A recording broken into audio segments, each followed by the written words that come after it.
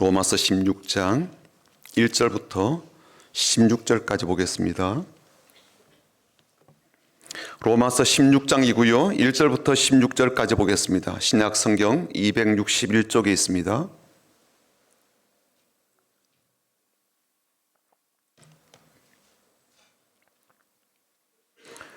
로마서 16장 1절부터 16절까지 우리 같이 읽어보겠습니다. 내가 겐거레아 교회 일꾼으로 있는 우리 자매 베베를 너에게 추천하노니 너희는 주 안에서 성도들의 합당한 예절로 그를 영접하고 무엇이든지 그에게 소용되는 바를 도와줄지니 이는 그가 여러 사람과 나의 보호자가 되었음이라. 너는 그리스도 예수 안에서 나의 동력자들인 브리스가와 아굴라에게 문안하라. 그들은 내 목숨을 위하여 자기들의 목까지도 내놓았나니 나뿐 아니라 이방인의 모든 교회도 그들에게 감사하느니라. 또 저의 집에 있는 교회에도 문안하라. 내가 사랑하는 에베네도에게 문안하라. 그는 아시아에서 그리스도께 처음 맺은 열민이라. 너희를 위하여 많이 수고한 마리아에게 문안하라. 내 친척이요 나와 함께 갇혔던 안드로니고와 유니아에게 문안하라. 그들은 사도들에게 존중이 여겨지고 또한 나보다 먼저 그리스도 안에 있는 자라. 또 주 안에서 내 사랑하는 암블리아에게 문안하라. 그리스도 안에서 우리의 동력자인 우르바노와 나의 사랑하는 스다구에게 문안하라. 그리스도 안에서 인정함을 받은 아벨레에게 문안하라. 아리스토블로의 권속에게 문안하라. 내 친척 헤로디온에게 문안하라. 나기수의 가족 중 주 안에 있는 자들에게 문안하라. 주 안에서 수고한 드루베나와 드루보사에게 문안하라. 주 안에서 많이 수고하고 사랑하는 보시에게 문안하라. 주 안에서 택하심을 입은 루포와 그의 어머니에게 문안하라. 그의 어머니는 곧 내 어머니니라. 아순그리도와 블레곤과 허메와 바드로바와 허마와 및 그들과 함께 있는 형제들에게 문안하라. 빌롤로고와 율리아와 또 네레오와 그의 자매와 올름바와 그들과 함께 있는 모든 성도에게 문안하라. 너희가 거룩하게 입맞춤으로 서로 문안하라. 그리스도의 모든 교회가 다 너에게 문안하느니라. 아멘. 이번 주부터 또 기온이 떨어진다고 하죠. 그리고 이번 주가 지나면 올해도 이제 딱 한 장밖에 달력이 남지 않게 됩니다.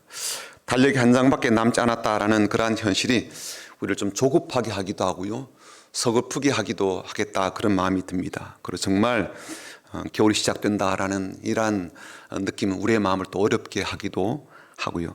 하지만 저는 이런 때에 생각의 마법을 부릴 때가 되었다라고 생각이 되거든요. 왜 이순신 장군이 그랬잖아요. 신에게는 아직도 12척이 남아 있습니다. 그랬던 것처럼 저에게는 아직도 한 달이 남아 있습니다라는 생각의 마법이 좀 필요하다라고 여겨집니다. 이 한 달 동안 또다시 시도해 볼 수도 있거든요. 다시 새로운 일도 시작해 볼 수가 있고요. 또 더불어서 잘못된 것을 바로잡을 수 있는 충분한 시간이 되기도 합니다. 기온이 뚝 떨어져 춥지만 그렇다고 마음의 온기까지, 희망 온도까지 스스로 낮출 이유는 없다라고 여겨집니다. 다시 시작해 보면 되니까요. 저는 어제 그 설교 준비하다가요, 컴퓨터에 계속 이제 자막을 이렇게 이제 준비하고 또 설교 원고를 이렇게 입력하게 되는데 몽땅 다 날려버린 거예요. 한 4시간 동안 열심히 했는데 이게 그냥 훅 하고 날려가 버리니까 막 멘붕이 와가지고 왔다씨 카톡으로 이제 파일 확인하다가 뭐 잘못 클릭하는 바람에 홀랑 다 이렇게 이제 날아가 버린 거예요. 그렇지만 다시 6시부터 시작했습니다. 신에게는 내일 아침까지 12시간이 남아 있습니다. 그러면서 어쨌든 뭐 기억을 더듬고 다시 설교를 준비해가지고 10시에 마쳤습니다. 그래도 네. 그나마 뭐 죽이든 밥이든 일단 오늘 여러분들에게 아침 밥상 좀 차려드릴 수가 있게 되었습니다. 그렇게 우리의 생각을 또 하면서 마법을 부리면서 원래 남아있는 시간 속에 생기도 좀 불어넣고요, 또 새로운 의미를 잘 담아서 달려가도록 서로 문안하고 또 축복하고 인사하면 좋겠습니다. 앞뒤 좌우로 보시면서 주님의 이름으로 축복합니다로 인사하겠습니다. 주님의 이름으로 축복합니다. 주님의 이름으로 축복합니다. 주님의 이름 축복합니다. 네. 한번 더 인사하겠습니다. 주님의 마음으로 사랑합니다. 주님의 마음으로 사랑합니다. 주님의 마음으로 사랑합니다. 네. 네. 감사합니다. 주은아 이제는 일어났어? 오케이. 자, 설교 한번 들어보자. 드디어 우리는 이제 로마서 마지막 장인 16장에 이제 도달하게 되었습니다. 로마서의 이 맥락상 또는 흐름상 굳이 16장을 마지막 장으로 하기보다는요 15장으로 마무리가 되어도 뭐 좋은 마무리가 될 수 있을 것 같아요. 15장 마지막 절이 33절인데요. 이렇게 되어 있거든요. 보시면 평강의 하나님께서 너희 모든 사람과 함께 계실지어다. 아멘. 아주 마무리가 좋거든요. 사도 바울은 이제 로마 교회 성도들에게 자신을 위해서 기도해 달라 기도 부탁도 하고요. 또 그들을 축복하는 메시지로 15장을 이 마무리하였습니다. 이렇게 편지를 종기라도 이상하다거나 미완성이다 그런 느낌을 가질 수가 없을 정도예요. 오히려 깔끔한 마침이 되었다라고 생각이 될 정도이거든요. 게다가 16장은요 개인들의 이름으로 이게 도배가 되어 있습니다. 모두 사도 바울과 관련이 있는 사람들인데 그들에게 문안하라 그런 내용으로 되어 있습니다. 사실 어떻게 본다면 이 사람들은 우리가 알아도 그만 몰라도 그만인 그런 사람들이거든요. 그리고 이들을 모른다고 해서 뭐 우리의 신앙생활에 큰 문제가 된다든지 아니면 신앙의 무죄에 빠지는 그런 일은 없다라고 여겨집니다. 물론 사도 바울에게는 매우 중요한 사람들이고요. 귀하게 여기는 사람들이고 또 어떤 것과 비교할 수 없는 그러한 존재라는 그러한 것쯤은 우리가 다 알고 있습니다. 그들 중에는 사도 바울을 위해서 자신들의 목숨까지도 내어놓을 정도로 헌신적인 그런 사람들도 있었거든요. 그들은 사도 바울에게 있어서 그 어떤 것을 내어줘도 아깝지 않는 그런 사람들이었습니다. 이 한 사람 한 사람 제가 이제 읽어보고 살펴보고 묵상하면서 저는 어제 토요일 새벽 기도회 때 전했던 그 말씀이 좀 겹쳐지더라고요. 그래서 좀 많은 생각을 하게 되었습니다. 요즘 저희 교회에서는 새벽 기도회 때 이제 요한계시록 말씀을 강의하고 있는 중이거든요. 그리고 요한계시록 2장과 3장을 보게 되면 지금의 튀르키예 말하면 그 당시는 소아시아라고 불러졌는데 그 서남 쪽에 있는 7개의 교회에 주님께서 보낸 이 편지가 나옵니다. 그게 이제 요한계시록 2장과 3장에 나오게 되는데 지난 주간 새벽 기도의 말씀이 바로 그 교회에 보낸 편지 하나하나를 이제 살펴보는 중이었어요. 또 저는 5번째 교회였던 사대교회에 보낸 말씀을 우리가 살펴보는 중이었습니다. 그런데 이 사대교회에 보낸 주님의 말씀을 보게 되면 충격과 당황 그 자체입니다. 잘했다, 뭐 칭찬은 혹은 수고했다 그런 격려는요 한마디도 없이 다 책망이에요. 회개하라라는 그런 교훈뿐입니다. 그리고 그 교회를 한마디로 죽은 교회라고 그렇게 부르시거든요. 멀쩡하게 살아있는데 죽은 사람이다 그런다면, 또 아직도 공장이 돌아가고 있는데 죽은 기업이다 그런다면, 아직도 사람들이 그 안에서 활동하고 있는데 죽은 조직이다 그런다면요 우리가 오해하기 딱 좋은 그런 각이지 않아요. 근데 교회를 향해서 죽은 교회다 그런다면 그 당황스러움이 얼마나 클까 싶습니다. 지금도 사람들이 이제 드나들고 있고요, 또 예배를 드리고 있고요, 또 교회에서 활동들을 하고 있는데 죽은 교회라 그런다면 얼마나 충격이 되겠습니까? 문제가 많은 교회다라고 말씀하시더라도 아이고 우리가 그렇게 문제가 많나? 뭐 그런 생각이 들 텐데 죽은 교회라 그러시면 이것보다 더 절망적인 경우는 없을 거예요. 문제가 많으면 좀 고치면 되잖아요. 죽은 교회는 이거는 살릴 수가 없어요. 죽었으니까. 희망의 여지를 아예 그냥 싹둑 잘라버리는 거거든요. 근데 사대교회를 향해서 주님이 그렇게 말씀하셨습니다. 요한계시록 3장 1절을 보시게 되면 이렇게 되어 있습니다. 사대교회 사자에게 편지하라. 하나님의 7 영과 7 별을 가지신 이가 이르시되 내가 네 행위를 아노니 내가 살았다는 이름은 가졌으나 죽은 자로다. 이 사대교회의 이름의 뜻이 뭐냐면 남은 자, 새로 태어난 그러한 사람 혹은 도망쳐서 살아남은 자, 그런 뜻이거든요. 의미 있는 이름이고 또 우리가 볼 때 부러워할 만한 그런 이름입니다. 그런데 이런 이름과는 아주 상반되게 그 교회를 주님께서 보실 때 영적으로 신앙적으로 죽은 교회라는 거예요. 그 이유가 무엇인가라고 말씀하신가 하면 그들에게서 온전한 행위를 찾을 수가 없었대요. 그리고 그런 상태로 잠들어 있다는 거예요. 하나님 앞에서 당연히 가져야 될 그런 온전함, 순전함, 정직함, 순결함, 순수함, 이런 것 잃어버려가지고 흔적조차 찾을 수가 없다는 겁니다. 심지어 이들은 하나님께로부터 말씀을 듣고 알아요. 사명도 받고 직분도 받았어요. 그런데 이들이 지금 잠을 자고 있다는 거예요. 그러니 말씀을 받은들 무슨 소용이 있고 사명이 무엇인지 알고 있다 한들 그 사명대로 살겠습니까? 좀 주무시고 있는데. 직분을 받았지만 그 직분은요, 자신이 누리는 명예에 불과할 뿐 그 직분에 따른 아무런 행위와 삶도 없는 거예요. 잠들어 있으니까요. 그런데 주님께서 놀라운 말씀 하시는 겁니다. 그렇게 영적으로 죽은 교회 가운데 생명이 있는 이들이 남아있다는 거예요. 요한계시록 3장 4절입니다. 그러나 사대에 그곳을 더럽히지 아니한 자 몇 명이 내게 있어 흰옷을 입고 나와 함께 다니리니 그들은 합당한 자인 연고라. 숫자가 많지는 않아요. 그렇지만 신한 것을 더럽히지 않고 잠들어 있지 않으며 주님과 함께 다니고 걷는 이들이 있다는 겁니다. 다수의 성도는 이미 신앙적으로 죽은 상태이고 대부분 다 잠들어 있어요. 교회 목회자도 영적으로 죽어 있고 깊은 잠에 빠져 있습니다. 그런데 그런 가운데서도요, 깨어있는 이들이 있다는 거예요. 주님과 함께 여전히 동행하며 다니는 사람이 있다는 거예요. 신앙이 살아있고 믿음이 잠들어 있지 않는 그런 사람들입니다. 그래서 저는요, 역설의 신앙이 얼마나 중요한지 모른다라고 여겨집니다. 반전에 있는 영성이 얼마나 필요한지 모른다라고 생각해요. 지금 너무 힘들잖아요. 너무 어려워요. 그럴수록 감사함으로 살아가는 역설의 신앙이 우리한테 필요한 거죠. 지금 너무 어두워요. 막막해요. 어쩌면 내년은 지금보다 훨씬 더 어려워질 거라고 그렇게 예상이 됩니다. 그렇더라도 하나님 말씀을 붙잡고 소망의 등불을 드는 반전의 영성이 우리한테 필요하다는 거죠.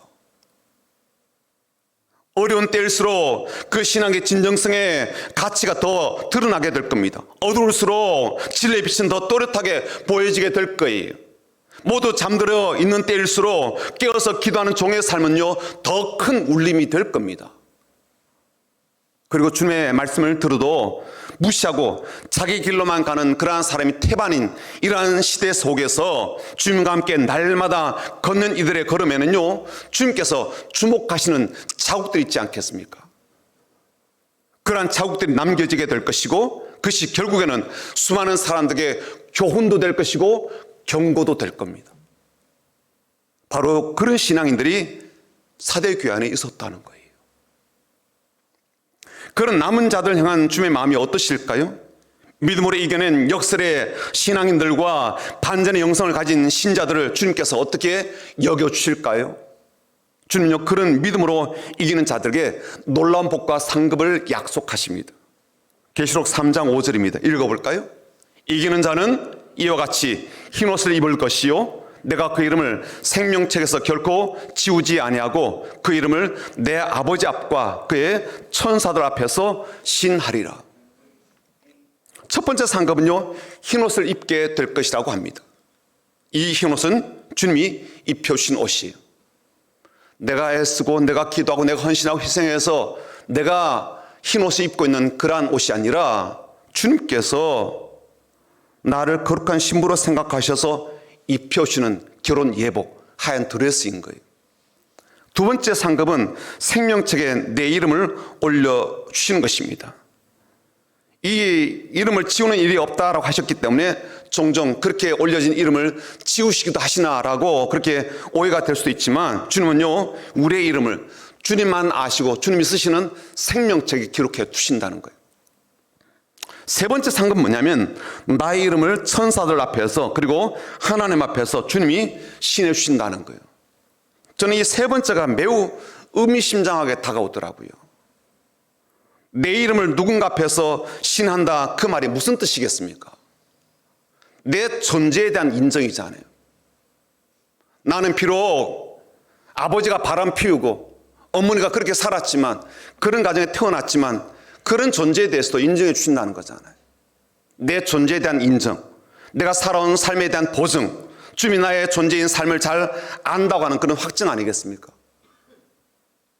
하나님 앞에서 나의 삶에 대해서 주님께서 대신 이야기해 주신다는 것 아니겠어요? 그 말씀이 고발하거나 고소하거나 혹은 부정적인 그러한 이야기였습니까? 아니에요. 내가 살아온 모든 삶에 대한 애씀, 수고, 헌신, 눈물에 대한 거죠. 미처 사람들은 다 알지 못하는 그런 내용들입니다. 사람들이 알더라도요, 충분하게 인정받지 못한 것이에요. 심지어 사람들이 인정해 주더라도요, 실제적으로 보상이 안 되었던 것들입니다. 근데 주님이 하나님 아버지 앞에서 내 이름을 불러주시고 내 삶을 이야기해 주시고 내 눈물과 아픔을 대변해 주시고 내 속상함과 내 애절함과 내 절박함으로 부르짖었던 그 기도의 순간까지, 그리고 무릎으로 하루하루 버텨냈던 그 날들을 기억해 주시면서 하나님 아버지 앞에서 이야기해 주시는 거예요. 모든 천사들이 다 듣도록. 그 앞에서 울지 않을 사람이 있을까요? 그 이야기를 듣고 감동과 감격에 빠지지 않을 그런 사람이 있겠습니까? 그리고 이게 그토록 기다려지지 않아요. 그곳에서 주님께서 나에게 들려주실 그 이야기가 궁금하지 않으세요? 어떻게 알아주시고 어떻게 말씀해 주실지 기대가 되지 않습니까? 모두 다 영적으로 죽어 있는 것처럼 보이고 잠들어 있는 것처럼 보이는, 그렇게 살고 있는데 주 앞에서 온전함으로 깨어있으면서 살아내었던 그러한 사람들, 주님과 날마다 함께 걸었던 그러한 이들을 우리 주님이 어떻게 기억해 주시고 어떻게 말씀해 주실지 기대가 되지 않아요. 바로 그런 사람의 이름을 오늘 본문에서 우리가 보고 있는 거예요. 이들은 어떤 사람들입니까? 저는 이들을 이렇게 좀 부르고 싶더라고요. 이토록 신자다운 신자들. 최근에 드라마 하나 끝났죠? 예. 그걸 좀 패러디했습니다. 이렇게까지 신자다울 수가 있고, 이렇게까지 주님이 기억하시고 또 생각해 주고 싶으실까라고 여길 만한 그런 사람들이에요. 그래서 이렇게 그들의 이름을 하나하나 써주셨지 않겠습니까? 제가 왜 이런 별칭을 붙였는가 하면, 첫 번째, 이 사람들은 각각 신앙적인 특징들을 갖고 있기 때문에 그렇습니다. 1절에 나오는 베베라는 여성 신자이거든요. 이 사람은 원래 겐그레아 교회 일꾼이에요. 근데 사도 바울이 로마 교회 일꾼으로 사역자로 추천을 한 거예요. 그만큼 좋은 신자다, 그런 뜻이죠. 그렇게 말한 이유가 2절에 나옵니다. 오늘 본문 2절을 읽어볼까요? 너희는 주 안에서 성도들의 합당한 예절로 그를 영접하고 무엇이든지 그에게 소용되는 바를 도와주지니 이는 그가 여러 사람과 나의 보호자가 되었습니다. 누가 누구의 보호자가 되어야 될까요? 남자가 여자의 보호자 역할을 해줘야 될 겁니다. 이게 일반적이잖아요. 그리고 사도 바울이 여성 사역자인 베베에게 영적인 보호자 역할을 해주는 게 일반적이에요. 상식적이죠. 그런데 베베는 반대로 여러 사람들은 물론이고 사도 바울을 위한 보호자로 자처하는 거예요. 연약한 여성이지만 오히려 남자들을 위한 보호자 역할을 하고 있는 거예요. 보호자 역할이 뭔가 보았더니요, 다른 번역본에서는 도와주는 것, 그렇게 돼 있고요, 다른 사람이 신세지도록 나를 내어주는 것, 그렇게 번역을 했더라고요. 그런 역할을 해준 겁니다. 여자였지만. 3절에는 브리스가와 아굴라라는 사람이 나오는데 이 사람들은 부부입니다. 이들은 사도 바울이 나의 동력자라고 그렇게 소개를 했거든요. 무엇까지 어디까지 동력을 했을까요? 사도 바울의 생명을 위해서 자기들의 목숨까지 내어놓을 정도라고 그렇게 표현합니다. 4절 한번 보십시오. 그들은 내 목숨을 위하여 자기들의 목까지도 내놓았나니 나뿐 아니라 이방인의 모든 교회도 그들에게 감사한다라고 그렇게 말을 합니다. 그들의 신앙적 특징이 어떤 것인지를 우리가 어렴풋이라도 알 수가 있죠. 5절에는요, 에베네도라는 사람이 나오는데 이 사람은 소아시아, 말하면 튀르키예 그 지역에 먼저 하나님께 올려드린 영적 열매였대요. 최초의 말하면 회심한 신자였다, 그런 뜻입니다. 이 사람의 신앙적 특징이 뭐겠습니까? 척박한 곳에서 신앙적으로 잘 자란 사람이다, 그런 뜻이 되겠죠. 6절에 나온 마리아는요, 로마 교회를 위해서 수고를 아끼지 않는 사람. 그리고 7절에 나오는 안드로니고와 유니아는요, 바울과 함께 감옥까지 갇혀 있을 정도로 깊은 믿음과 흔들림이 없는 신앙을 가진 사람, 그렇게 나옵니다. 10절에 나오는 아벨레는요, 주님 안에서 인정을 받는 믿음을 가진 사람이었고요. 12절에 나오는 드루베나, 드루보사, 그리고 버시, 이 사람들은 주 안에서 수고한 것이 참 많은 사람들이었습니다. 그들은 모두 신자다움이 무엇인지를 삶으로 보여준 그런 이들이죠. 그래서 사도 바울이 그들의 이름을 기억하고 그들이 살아낸 삶을 기억하여 이렇게 칭찬하듯이 주님도 그들을 그렇게 기억해 주실 거예요. 그렇다면 사랑 여러분, 여러분의 신앙적 특징은 뭐라고 생각하십니까? 나의 신앙적 특징. 각기 받은 은사가 다르잖아요. 그러니 신앙적 특징도 다 다를 거라고요. 그렇다면 여러분에게서는 어떤 신자다운 특징과 특성이 있습니까? 그래서 주님께서 우리를 어떻게 불러주실 것 같습니까? 그리고 우리가 하나님 앞에 나가게 될 때 주님께서 우리의 이름과 우리의 삶을 어떻게 대변해 주실 것 같습니까? 나의 동력자라 그렇게 불러주실 것 같습니까? 내가 인정할 만한 믿음의 사람이라고 그렇게 말씀해 주실 것 같습니까? 척박한 가정 속에서 첫 열매로 내가 얻은 사람이지라고 그렇게 말씀해 주시겠습니까? 주님을 위해서 목숨이라도 내어놓은 사람이라고, 그 사랑을 생각하면 내 마음이 이토록 행복해진다라고 할 만한 그런 사람이라고 말씀해 주시겠습니까? 두 번째, 이 사람들에게서 모두 똑같이 나타나는 공통적인 것이 있습니다. 그게 뭐냐면 주 안에서라는 말입니다. 2절 한번 보실까요? 너희는 주 안에서. 3절에도요, 너희는 그리스도 예수 안에서. 7절에 또 나옵니다. 제일 뒷부분에 보면 먼저 그리스도 안에 있는 자라. 8절에 또 나오죠. 또 주 안에서 내 사랑하는 암블리아에게 문안하라. 9절이요, 그리스도 안에서 우리 동력자인 우르바노와. 10절에 그리스도 안에서 인정함을 받은 아벨레에게 문안하라. 11절이요, 주 안에 있는 자들에게 문안하라. 12절이요, 주 안에서 수고한 두루베나와. 13절에 주 안에서 택하심을 입은 루포와 그의 어머니에게 문안하라. 주 안에서라는 말이 들어가지 않더라도 실은 이 문장이요, 뭐 이렇게 자연스럽지 않은 건 아니에요. 그리고 그 말 뜻은 충분히 잘 전달이 됩니다. 이 말이 없더라도. 그런데도 이렇게 반복해서 쓴 이유가 무엇일까요? 이건요, 그들의 신자다움과 성도다움과 그리고 신앙다움은 주 안에서 이루어진 일이기 때문에 그래요. 그들이 수고를 했건, 그들이 생명을 내어주려고 했건, 그들이 사랑을 하였건, 그들이 감옥에 갇혀 있었든지 그 모든 사역과 섬김과 그리고 일들은 모두 주 안에서 행한 일이었거든요. 그리고 그 말은 그들이 주 안에 있었다, 그런 뜻이기도 합니다. 내가 주 안에 있을 때 비로소 나의 섬김도 신자다움의 섬김이 될 수가 있습니다. 내가 주 안에 있을 때 내 봉사와 구제와 나눔도 신자다움의 사역이 될 수가 있습니다. 내가 주 안에 있을 때 나의 사랑도 나의 개인적인 감정이 아니라 주님이 인정하시는 주님의 마음이 되는 거죠. 주 안에 있을 때.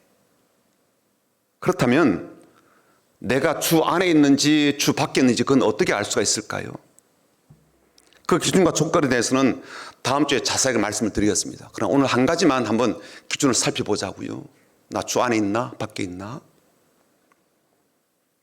한 가지 교훈을 제시하자면 이런 거예요. 주 안에 있는 사람들은 주님의 말씀을 듣는 사람들이라는 거예요. 주님의 말씀을 듣고자 하고 그 말씀이 들리고 그 말씀으로 인하여 주님을 닮아가는 사람이 주 안에 있는 사람이. 상식적으로 한번 생각해 보자고요. 내가 주님의 말씀을 듣고 있지 못하고 있다면, 그 말씀이 안 들리고 있다면, 그 말씀을 듣고 싶어 하지 않는다면 나는 지금 주 안에 있는 상태가 아닌 거예요. 교회 안에 있는 것하고요, 주님 안에 있는 것하고요, 같은 말일 수 있는 사람이 있어요. 하지만 그게 다른 말일 수 있는 사람도 있다고요. 몸은 교회 안에 있고요, 관계는 교회 안에 있는 사람들하고 연결이 돼 있어요. 만나요. 이야기도 하고요. 밥도 같이 먹어요.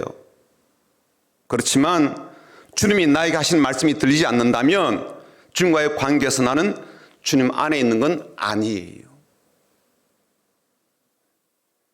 오늘 설교를 들으면서 내가 주님 안에 있는 사람이라면 반드시 주님께서 내게 주신 말씀이 있죠. 메시지가 있거든요.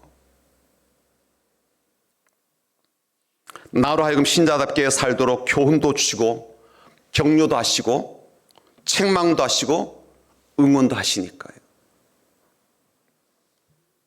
오늘 내가 신자다운 신자가 되도록 주님께서 주시는 말씀이 있잖아요. 제가 설교를 잘한다 그런 뜻은 아니에요. 그러나 제가 최소한 성경을 그대로 알려드리잖아요. 주신 말씀이 있잖아요. 이 메시지를 받아서 신자다움을 향해 나아간다면 나는 지금 예수님 안에 성장하고 있는 거잖아요. 성숙해가는 과정이고요, 예수님을 닮아가는 성화 중에 있는 겁니다. 여러분 가운데 이런 생각을 하시는 분이 계실지 모르겠습니다. 목사님이 하는 그 설교는 믿음을 갖고 들어야 될 영적 교훈인데 나는 그런 믿음이 없는 것 같아요. 그래서 그 말이 잘 들어오지 않아요. 그런 분이 계실 수 있겠죠. 그렇죠. 하나님의 말씀인데 어떻게 하나님 향한 믿음이 없이 들을 수가 있고, 주님의 말씀인데 어찌 주님을 신뢰하는 그런 신앙이 없이 그 말씀을 들을 수가 있겠냐고요. 하지만 이런 얘기 한번 좀 들어보십시오. 저는 이제 금요일이 어제 그저께죠. 금요일 저녁에 두 학생과 이제 입교 면담을 했습니다. 그러니까 주일에 이 친구들이 사정이 있어서 이 문답을 참여하지 못했어요. 근데 이 친구들을 이제 따로 제가 좀 만났죠. 오늘 이제 그 예식을 이제 참여케 하려고요. 만난 자리에서 이제 이들의 꿈에 대해서 물어보기도 하고요, 신앙에 대해서도 점검하기도 하고, 가치관에 대해서 제가 살펴보았습니다. 중학교 3학년들이에요. 근데 이 친구들이 중3 정도인데도 생각을 하고 진작 좀 말을 할 줄 아는 친구들이더라고요. 저랑 뭐 이렇게 대화를 한 적이 없는 친구들이거든요. 근데 와서 이런저런 걸 물어보기도 하고 하니까 대답을 곧잘 해요. 그래서 제가 조금 더 심각한 질문을 좀 던졌죠. 야, 야동 보냐? 야동 뭔지 아시죠? 잘 모르죠.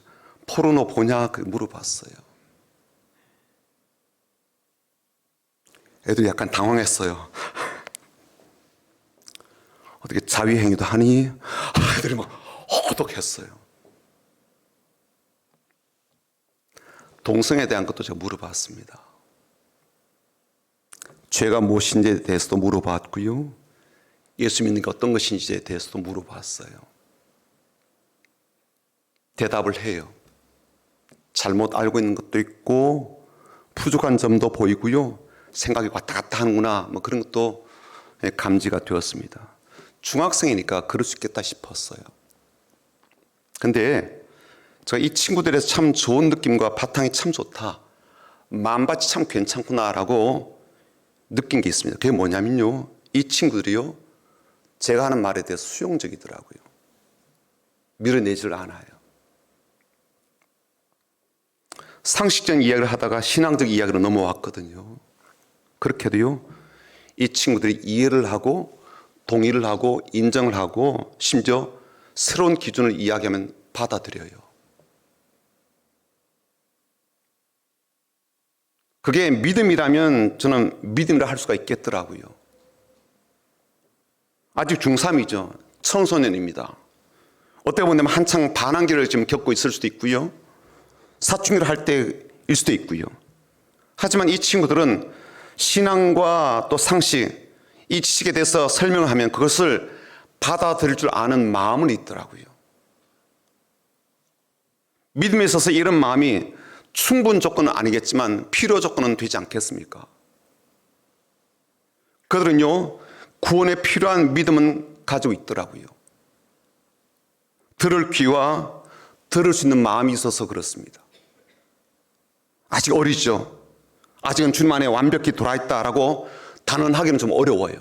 그렇지만 그들이 생각하는 방향과 그들이 지향하는 방향은요, 주님 안으로 들어가는 길 위에 있다. 이것만큼 제가 확실하게 말씀드릴 수 있겠더라고요. 그 너무 좋았어요, 제가.